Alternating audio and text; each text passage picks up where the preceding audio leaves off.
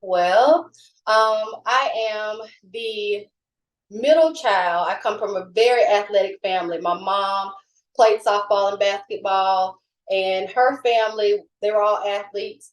I think my mom was 8 months pregnant playing softball. So softball is in my DNA. um, I'm born and raised in Starkville, Mississippi. After Starkville, I graduated. I went to Delta State. Graduated from the awesome Delta State University. The best 4 years of my life. I mean, hands down, the best 4 years of my life. I think if I could move back to Cleveland and raise a family there, I would. And those are facts. And then after college, I didn't want to coach. Coaching was not something that I had in my plans. But you know, when you folloh God and the people around you, your village kind of, they know the Lord and they pray. It kind of you kind of walk into His plan. So this is fun. This is a funny story. My childhood friend who actually played softball with me was coaching at Madison Central, and her assistant coach left. And she called me. She was like, "Brittney Tillery, you want to coach softball?"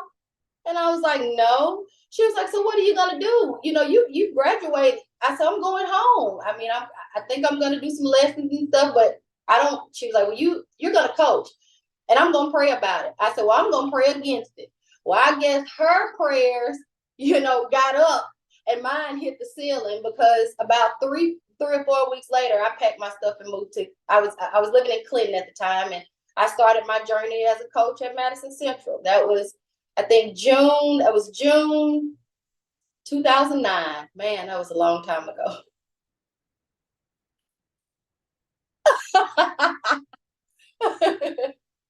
I'm pretty young. I'm young, but my age says different.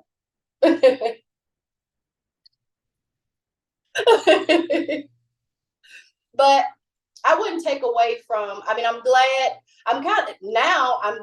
that she prayed a little bit harder than I did, I guess, because coaching has gotten me through and taken me through a lot of highs and lows in my life.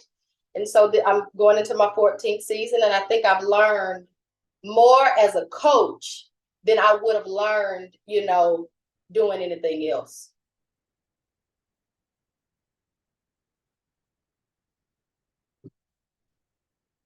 Well, that's how I got to Germantown. So at the time, Coach Schrammick he was the one of the football coaches at Madison Central. And then when he became the athletic director, he came to. I was working at Mansdale. So Mansdale at the time was one of the elementary schools that was connected to Madison Central. It was in the Madison, right? And so he came and we had a conversation, and I wasn't ready to be a head coach when I met you. It was it was kind of, that's how that happened. And so that was 2012, around that time. Well, Starkville High School is home. I think when I took the job, I kind of knew what I was getting into, but you kind of don't know. You hear what you're getting into, but you really don't know. Um, Starkville is filled with athletes and always has been, and honestly, it always will be. But my team is very athletic, and when I got here, we were in the rebuilding stage. Softball, it has not been a big a big deal here for years, for about 10 plus years. Everybody kind of wrote softball off. Softball was just something to do as an extracurricular activity. But I wanted to make softball something you feel, something that's embedded in you, something that you like wake up. I want to go to softball practice. I want it to be something that you love because it's something that I love. So the process of making softball make some noise in this community has been fun. The community, the girls, their families, we have a big crowd, and of course we have a lot of people to come watch our practices because I play music. It's exciting because I want to bring the fun back to the field, the area.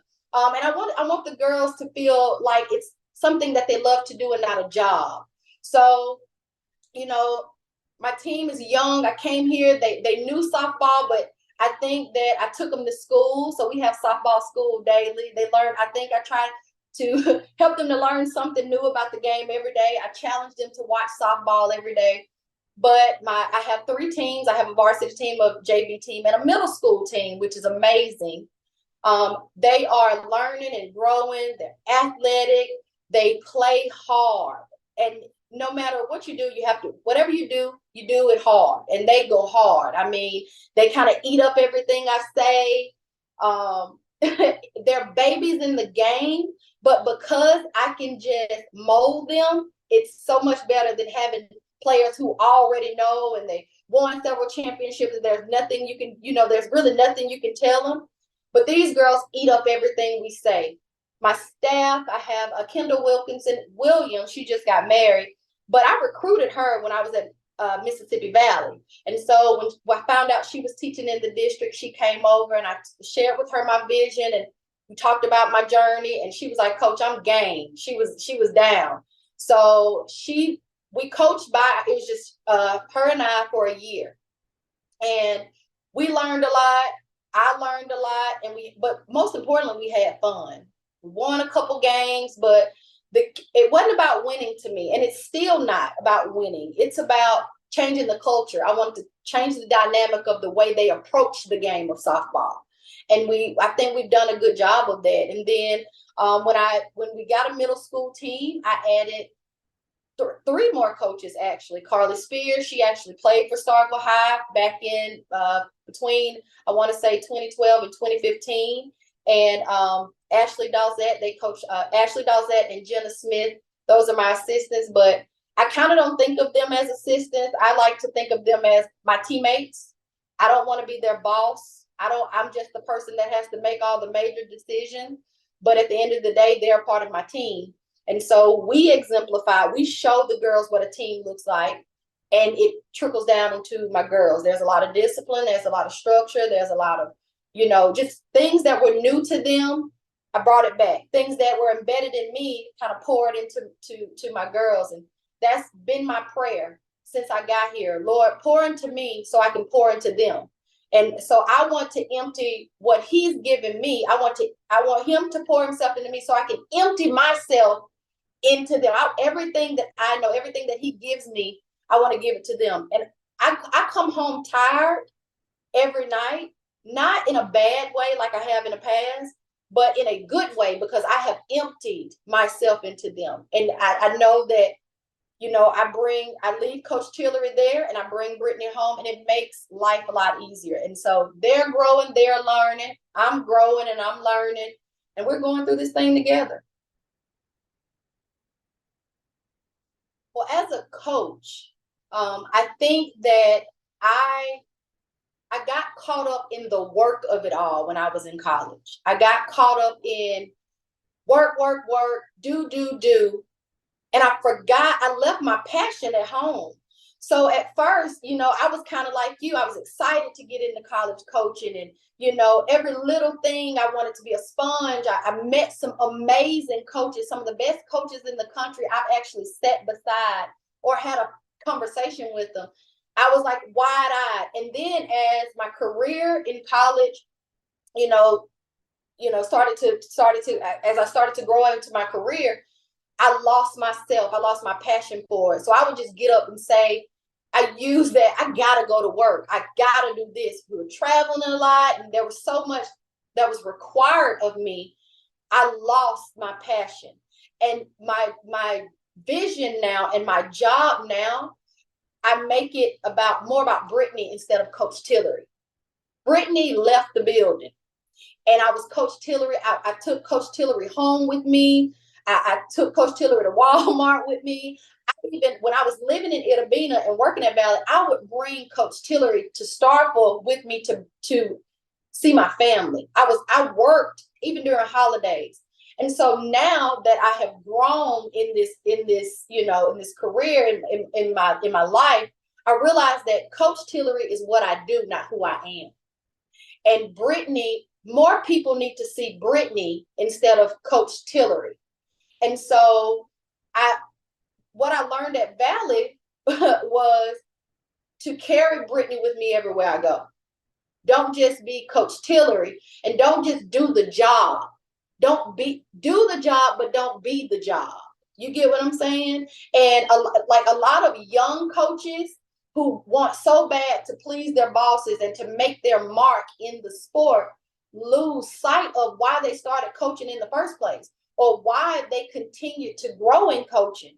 You stay in coaching because of your passion. You love the game, not the job, the game. And now that I'm older and I'm more seasoned in coaching, I love the game. I love what I see instead of what I have to go do. It's the best thing.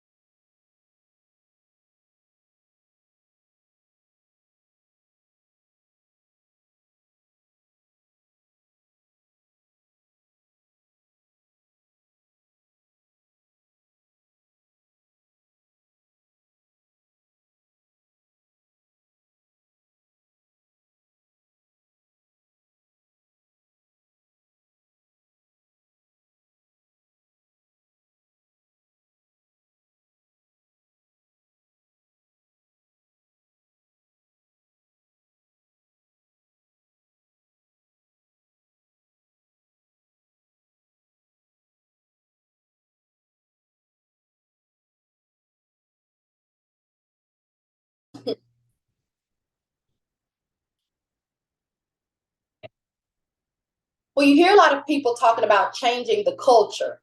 What's the culture? The culture is not what's on the field. The culture is what's outside and what's connected to what's on the field. Does that make sense? Um, so what I had to do first, you have to build relationships. And building relationships is, again, letting people see my heart. Not what I say. If people see your heart, they tend to believe what you say. If they see, I'm a big, I say this all the time, you got to put some feet on your faith. I say that so much now because all the things that I've talked about doing here, I've actually had to put some feet on it. But that's because of my relationship with God. So when I moved back to Starkville, the first thing, I did not talk to any softball players. I think the only person that I talked to was the athletic director. I went straight into the community. I went to the sportsplex where we actually played at the sportsplex when I was in high school. Talked to him, built a relationship with the sportsplex director. Went to some local places where I knew the people were with the big money and who had influence. Talked to some of the people around here who had influence, not just on the athletic program, but on the kids. Because my duty is to first teach kids how to win, not on the field, but in life. So, once I got to meet the girls, got to actually put my shoes in the dirt, we sat down and we talked about the first things that I don't tolerate, things that I do like, things that we talked about, all of that. After we talked about the outside things, we fixed the outside things. Then we started talking about softball. I feel I'm a firm believer in, before you build something, you have to first have a proper foundation. You can't build anything up if your foundation is like this. So that's where I started. I started with the foundation. The foundation was community, family, teachers. I think right now our team GPA is 3.71. That means we're doing what we're supposed to do in the classroom. And let me remind you, I have 35 players. 35. That includes varsity, and that includes middle school. So we're doing something right on the outside, making sure that our communication. Let's talk. Let's talk about it. I think I spend about 5 minutes every day. Hey, what's going on? What's on your mind? Let's talk. Because I've been in a position where you didn't have anybody to talk to. It was so much about let's win, let's do this, let's do that. But who checked on people? who made sure that their home life was okay, you know? And so that's what we started out on the outside, fix that stuff. Right now, I think year 2, we've gotten into more softball stuff. We talk about talk about scenarios. Now I can turn it up a notch on the softball side because I feel like everything that's connected to the program and everything that's connected to them is handled. Now let's talk about what we need to handle on the field.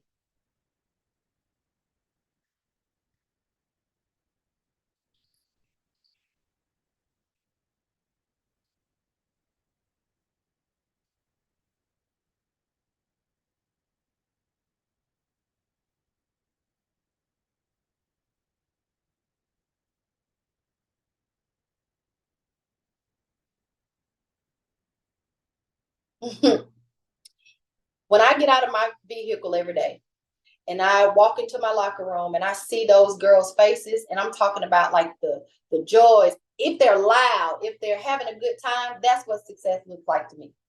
Them being happy, because if they're happy and they're content, and I walk in my locker room and the jerseys are hung up right, the shoes are clean, the bats are straight.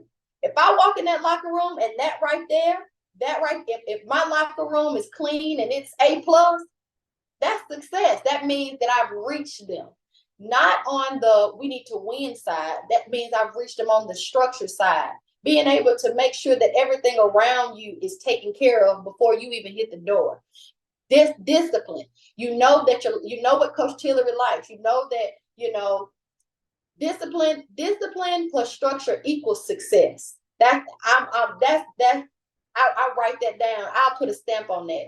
You got discipline, you got structure, that equals success. So when I hit that locker room and everything is lined up, and people can call me OCD because they do call me OCD a lot. It's not. Has nothing to do with me being OCD. It has everything to do with the discipline and structure. That means you're hearing what I say. That means you're taking care of your business. If I can get you to do those things, softball, that's easy. I can run through a wall. Those kids will run through a wall for me because they trust the process. Why do I tell you to make sure your lockers are set up straight? Why do I tell you to make sure that your shoes are clean? Because you know where everything is. Simple. They think it's some large, no, you know where everything is. If you know where everything is, that means it's a clear path, easy to maneuver. You can do what you need to do faster. We move fast. I want them to move fast. All these things that happen in that locker room are a direct connection of what I want them to do in the field. Your lockers are clean. That means your mind is clear, not cluttered. You get what I'm saying? Well, you're able to get to your locker and get dressed fast. On the field, I want us to play fast. I like a team that plays fast. Everything, the smallest things that you don't even think about, you carry it to the field. So if those things are lined up and those things are taken care of, we're going to be successful. Do wins equal success? Yeah, all coaches want to win. Everybody wants to win. But when you step off that field and the little things happen and you're excited about the little things, that's a win for me. That's what success looks like to me. The little wins. How do I brand my program? And I thought about it. And a good friend of mine, when I was at Mississippi Valley, her name is Ashley Walker Johnson. She was the basketball coach at the time. And she and her husband would say this to one another. And I was like, what does that mean? And now I say it because I know what it means. And it's be great on purpose. And a lot of people have their own little spin on what they want it to mean. But with my team, I think, and my program and how I want to build in the future, it makes sense. Like, in everything you do, be great. Whatever you do, put your stamp on it. I want to leave an impression. When I walk out of the room, I want to leave a positive impression, because you can leave a negative impression. I want my program, when my kids get off the bus, I want them to say, those Starkville girls, they look the part. We forget how they look on the field, but when they get off the bus, how they present themselves. I want you to be great on purpose. I want you to be great. I want greatness to be seen by people, and you won't even have to talk about it. I want that for my program. I want people to say that those softball girls carry themselves in such a great way, and that coach is doing great. You know how people put the coach is doing a great job. I don't want that. I want them to say those softball girls look good, and then when they graduate, those Starkville High softball girls are doing a great job. Those softball girls are. Oh, do you know she plays softball at Starkville? She's on TV. She's the new I guess who's doing all the let me see the talk shows. I have a lot of girls who love to talk. So talk shows who who wants vice presidents. I want them to say those. I want those type of careers to be connected to the softball program, not because they were good softball players, but because of the way they carried themselves as young ladies while they were in the softball program. So be great on purpose. Whatever you do, be great at it. Do it well. That's my stamp right there. About this time, about 3 or 4 years ago, I was in the lowest point of my life. I think that, I talked a little bit about how I lost myself in work. And I don't think that, I think that I've been low. I think I lost my best friend when I was in college to suicide. And I remember being low, but, I had a relationship with Christ, but, it wasn't like it's been. And 4 years ago, I was not myself, and I dealt with some things mentally. I dealt with some things emotionally and spiritually that I never would have thought that Brittney would deal with, and it hindered the way I lived my life. I felt like I had to please people. I felt like, I had set a standard for my life a long time ago, and here I am right here. I hadn't reached that standard. And then just as clear as day, I connected with, a church family. And I know this sounds so cliche, but I did. I connected with this church family, and I couldn't be fake about who I was. I had to let them, the raw, dirty, nasty Brittney. And I say that because Brittney was this horrible person. I will say that. To me, now that I look back, she was bad, and things that she was, I was doing, it was affecting the way I coached, the way I carried myself. And God really knocked me down. I was at my lowest point, and when I tell you he knocked me down, I had never experienced that type of low in my life. And I promised him, I said, whatever you want me to do, I'm going to do. I'm going to do it your way, not my way. And whatever you want me to do in this coaching thing, whatever you want me to do in this life thing, I'm going to do it. Because for too long, I've tried to do it my way. And oh my goodness, my life sucked compared to now. I choose peace. I choose to wake up every day and be happy. Do I have highs and lows now? Yes.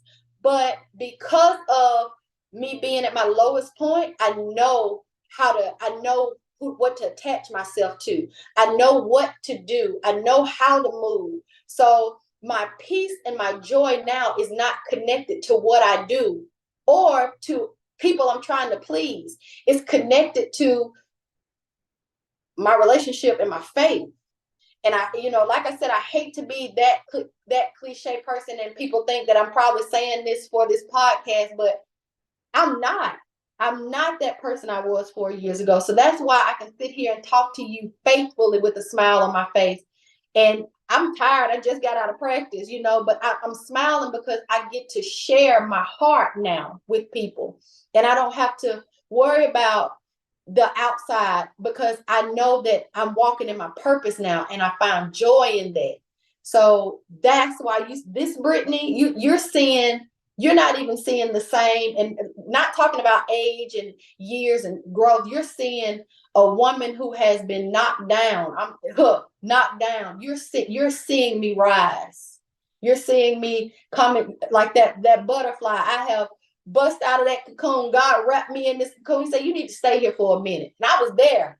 And now I'm busting out of this butterfly, and now I'm roaming, I'm moving, but he's in control. I'm able to, move and be happy because I'm doing what he wants me to do and not what I want to do. I don't know if you know this, but I was the first African American to sign a fast pitch scholarship at Delta State. And I mean, people, I don't talk about it, but I say it today because a friend of mine told me, girl, you're a part of Black history. And it was funny. But there, and let me put out this filler. There was a woman, African American woman, that played softball, because slow pitch was real big back in the 80s and early 90s. There was an African American woman, but I was the first to sign a fast pitch scholarship.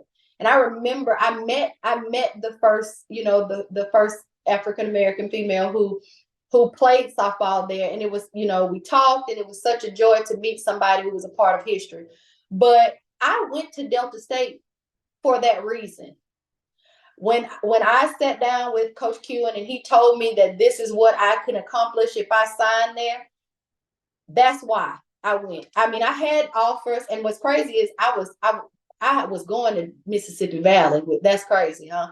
And I ended up coaching there. I was sold. I was going to Mississippi Valley State, but the next weekend I had my visit at Delta State, and he told me, you're going to be the first African American to play fast pitch at Delta State. And boom, I was sold. And I think that drove me. I felt like I had to work harder because I wasn't supposed to be there. And I think people put that stigma on softball. I remember when I was younger, people would say, that's not a Black girl sport. Black girls can run track and play basketball. And no, I can hit a ball a country mile, like us country folks say. And I wanted to carry that with me. And then when I became a coach, I was also a coach who coached, majority of girls who didn't look like me. But the girls that did look like me, I wanted to show them that you can look like me and you can play this game and you can be successful in this game. And now look at the world, look at the sport now. It's like there's so many girls that look like me that are doing some major things. Look at Odyssey Alexander and how she turned the softball world up about a year or two ago. And you look at, I say that, but it's so many others. I'm glad that I'm a part of that. You see me, and you might not see softball, you might see track, you might see basketball, but I play softball, and I get to say I'm the softball coach, and I get to sit across from people who don't think that we're about to put it on you, because I coach a lot of girls. I think my team is about, more than half of them are African American young girls. And for me to be able to coach those girls, and for them to see that I did what you did, and I was successful at it, not just in high school, not just in travel ball, but in college ball. And then, I've been successful as a coach. You get to see that there's somebody that looks like you that can be successful in this sport. So I want to keep the ball rolling on that. I want people, when they see us and they see my team, because I think our school is about, it's about 65% African American. So my teams are going to be filled with girls that look like me. So as I coach, I want them to see that you can do this. You can be this, you can be successful. And so that's like that. The cool part about it is I started, my journey thinking that, I get to do this, and people are going to see this African American girl, and they're going to hear about this African American girl who, who started at Delta State. That's there for the rest of my life. That's there as long as there's a softball program there. That I was the first African American, and that carries on into my career. And now you see a lot of, you see it and it's fun to watch that, I'm a part of this. I'm a part of, something positive that African American females are doing. Oh, in the last maybe 10, 5 or 10 years, the game has everything that I wanted to see. I see it. More African American young ladies are playing the sport.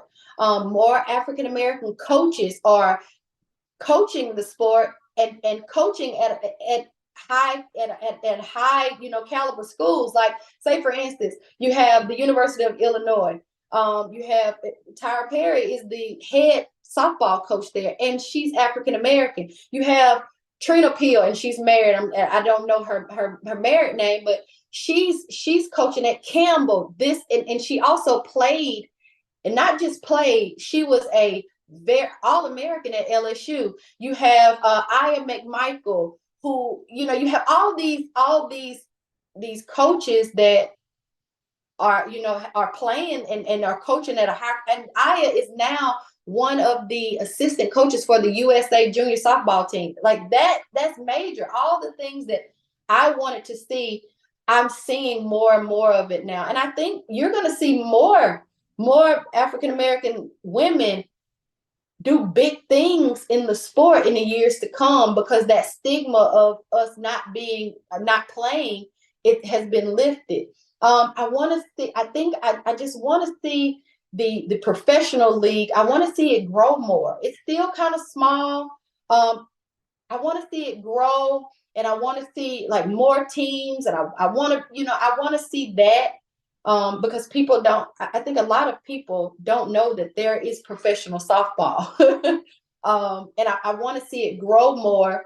I don't, it's not going to be the MLB, because the MLB has history, but I want us to grow to at least get the recognition that these women who've been playing all their lives, and they're playing on a big stage. I want them to get at least get to the point where people know that there's professional softball, and they get those big endorsement deals and all that stuff. I want to see that more. I carve in the time. Like I told you earlier, in our conversation, for years, I didn't know how to make it work. I didn't know how to give 100% of myself to my family and 100% of myself to my career. And I think now that I'm older, I realize that in order to be able to thrive in my career, I need to be able to feel that love. You're a coach, so you understand. You pour so much. You pour into people that you don't even know. You pour, and sometimes you feel so drained and so empty. And I think your family and your faith is what fills you back up. And I'm so glad I live about 8 minutes away from my parents. If I feel like I need to be recharged, I just go lay in my mama's lap. She's 8 minutes away. So I make time for my family. I get up and go. I didn't do that early in my career. I didn't drive to see my parents. I didn't call my sister every day like I do now. My brother and I, we talked sports more than we talked about my brother as a man. Like, what's going on in your life? We were talking about hitting, and now that we're older, I think, hey bro, how you doing? What's going on? And now he's a coach. So, he kind of understands. And I feel like I'm able to recharge myself as a coach, because I'm able to attach myself more to my family and involve my family in my career. My mom comes to watch practice. I talk to my brother about the game, but we meet up and we hit together, which is crazy. My best friend, who was just inducted into the BSC Hall of Fame, we still play. Bestie, we're going to play ball this weekend. You going? Even if I don't want to go, I go because I'm connected. That's my best friend, and I need that recharge. So that's I get up and go. That's how I think that's the way I balance. I get up and go. So I'm the middle child, And my sister's 9 years older than me. My little brother is 5 years younger than me. So that's how I got my toughness. I had to fight them off me. But my dad, shout out to my daddy. My daddy was raised by his grandparents, and they were. I won't say they were. They were older, so they were strict. So my dad kind of, of course, we're his kids, so he was strict, and my dad is like a no nonsense person, and he was very tough with his love. I think I was 21 the first time my daddy told me he loved me. And so, I kind of held on. I'm my daddy's child. I kind of held on to that toughness. I kept people at an arm's distance, but like I still, I wanted to, feel you out before I kept you at arm's distance. And so that's how I developed my toughness, my grit, my fire that comes from my mom. My mom is a competitor. My family, we compete. I raced my mom when I was 15 years old. My mom could fly. Do you hear me? And in the community, my mom's from Louisville. And in that community, everyone knows my mom and my aunts and my uncles to be big time athletes. So I challenged my mama to a race. Everybody was saying she was fast, so I wanted to get out in the yard. So we raced, and I beat her. Oh, I beat her. And so, our family is so creative, so competitive. My 50-year-old uncle wanted to get out there and race too. So we all race. And I think that's where my grit and my competitiveness come from. My field, taking care of my field. When I went to Delta State, my head coach took care of that field. I'm pretty sure he could have slept on it.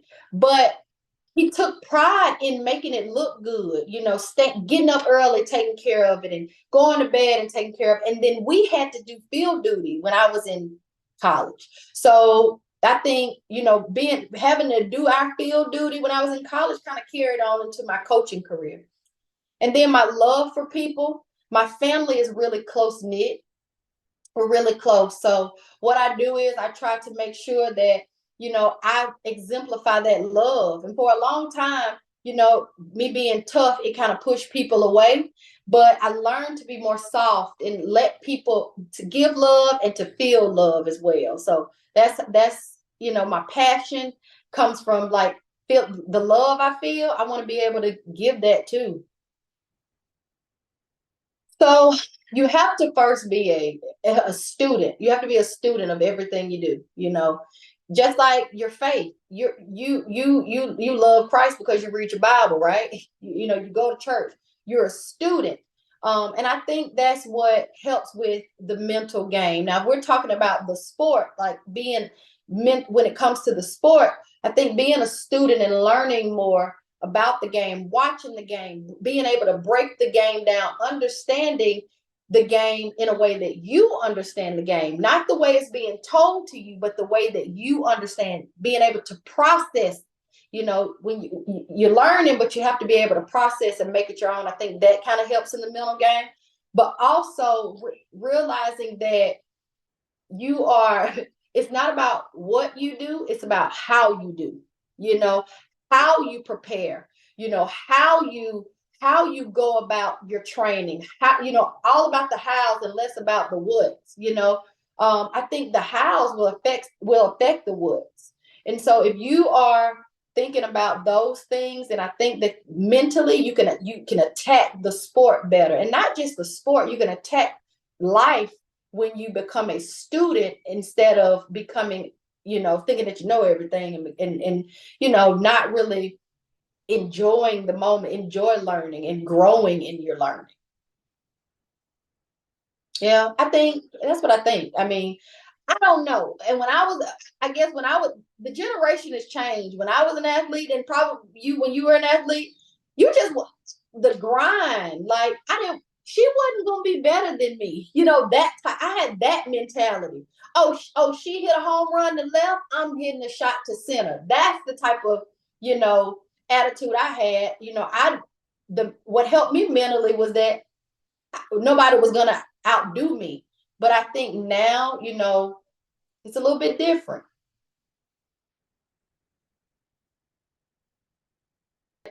at Delta State was when I hit 3 triples in a game. I think I set the school record, and I tied like the D2 record. And the first time I hit a triple, hit the wall. The second time I hit the triple, it hit the wall. The third time I hit the triple, and my mom stands up in the bleachers and she yells, "Hit!" I was so embarrassed. I had never been like, "Mom, come on now. We already, look, look at me. We already the only dots out here. You go yelling." But I think that was my best moments because my teammates started yelling, "Hit!" Like they made a joke out of it. So I think like it's so many moments, but I think that one was the best because it was the funniest. But I can't really 4 years, I enjoy every bit of Delta State. Of course, my college coach, David Kewen. My mom, my mom coached me actually. Lee Smith for sure. He was my boss at Mississippi Valley, but he recruited me, and we kept a relationship between the time he recruited me and the time that I coached under him. There are so many. Let's see. Let me name some more. Let's throw some names out. One of my good friends. Her name is Shanika Randall. She's an assistant coach, but I think she should be a head coach someday. But she's an assistant coach at Smithson Valley. It's in Texas. We talk softball all the time, and we coached together at Valley. She was an assistant too, but we talk softball all the time. And our relationship, we're like sisters. We got that close, but we talk softball so much that, and we've learned to tie it kind of into life. But like, those are the people that are, I'd say those people, because those are the people that I talk to often. There's so many people that, I've kind of gleaned from. Pat Murphy, I remember when I was at Mississippi Valley,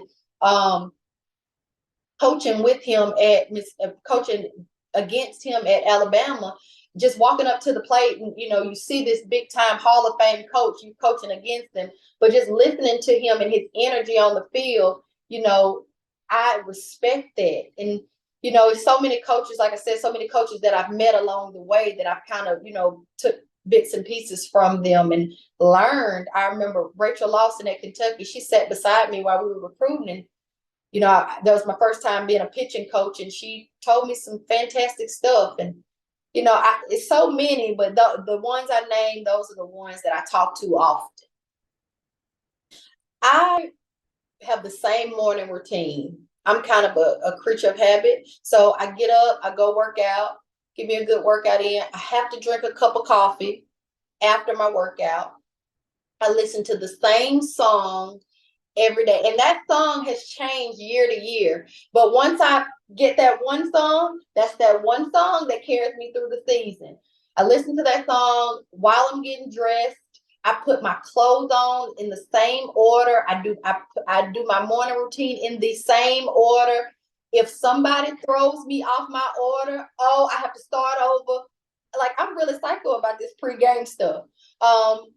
It's crazy, but that's really what I have to. And because I teach, my day kind of changes, day to day. But my morning routine has got to be the same on game day. Oh, and I wash the night before we play. I am really sensitive. I'm tough, don't get me wrong, but I come home and I cry more than people think. I just don't let people see me cry. But I think there are a couple more, but that's the main thing. I think people see me as this tough young lady, or this I have a tough exterior, but I'm really, really sensitive. The smallest things hurt my feelings. I think the main thing that I want to share is just don't let what people think of you or what people say about you define you. I think we tend to walk in those things. We end up being those things that people think about us or people say about us, but don't do that. Be you authentically and walk in that, be you. I think that we feel like, us being African Americans, that we have this box that we have to be in because of what perception people have of us. No, be you, and be you, like, firm. Stand in that. Walk in that. Mistakes are gonna happen. Everybody's not gonna like it. Everybody's not gonna be a part of it. But that's okay. Still be you. And that's it. That's simple.